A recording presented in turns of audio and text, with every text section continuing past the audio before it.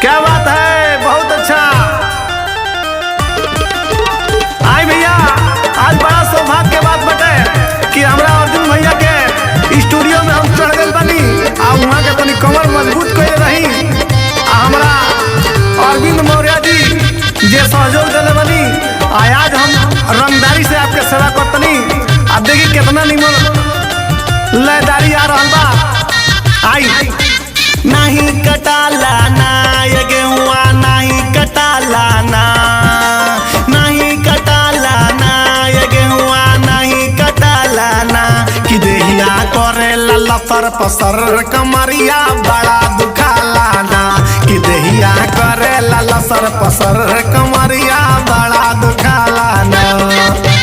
नहीं कटाला ना ये गेहुआ, नहीं कटाला ना, नहीं कटाला ना ये गेहुआ, नहीं कटाला ना कि देहिया करे लसर पसर कमरिया बड़ा दुखाला ना, कि देहिया करे लसर पसर कमरिया बड़ा दुखाला ना।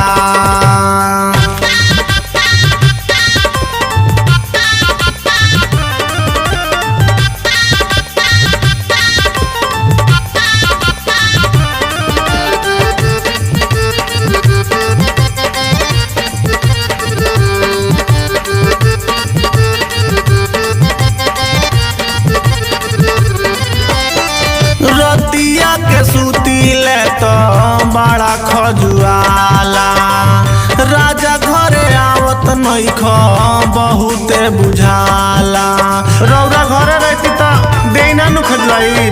रतिया के सुतीले तो बड़ा खजुआला, राजा घरे आवत नइख बहुते बुझाला।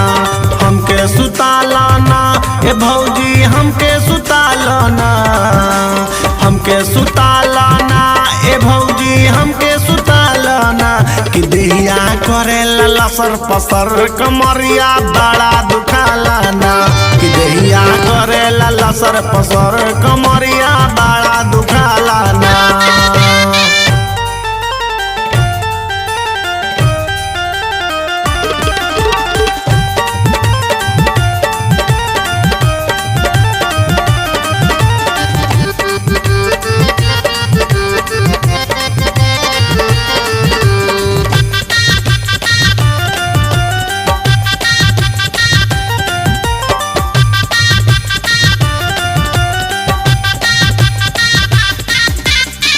ठीक दोपहरिया में कटिया करावेला, पावेला अकेले हमके खटिया बिछावेला।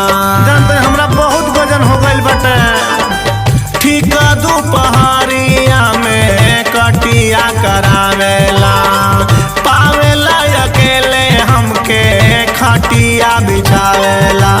तकिया लगावाना ए भौजी, चादर बिछावाना, तकिया लगावाना ए भौजी, चादर बिछावाना कि देहिया करे लसर पसर कमरिया बड़ा दुखाला ना, कि देहिया करे लसर पसर कमरिया बड़ा दुखाला ना।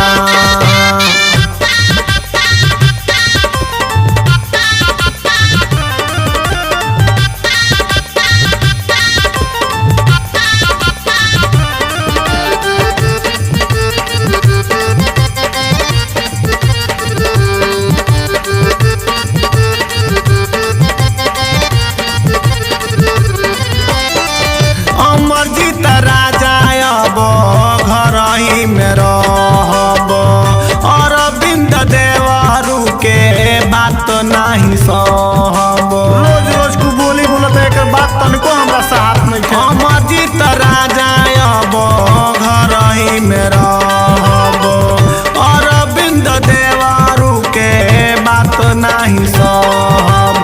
नहीं कटाला ना ए गेहुआ, नहीं कटाला ना, नहीं कटाला ना ए गेहुआ, नहीं कटाला ना कि देहिया करे लसर पसर कमरिया बड़ा दुखाला ना, कि देहिया करे लसर पसर कमरिया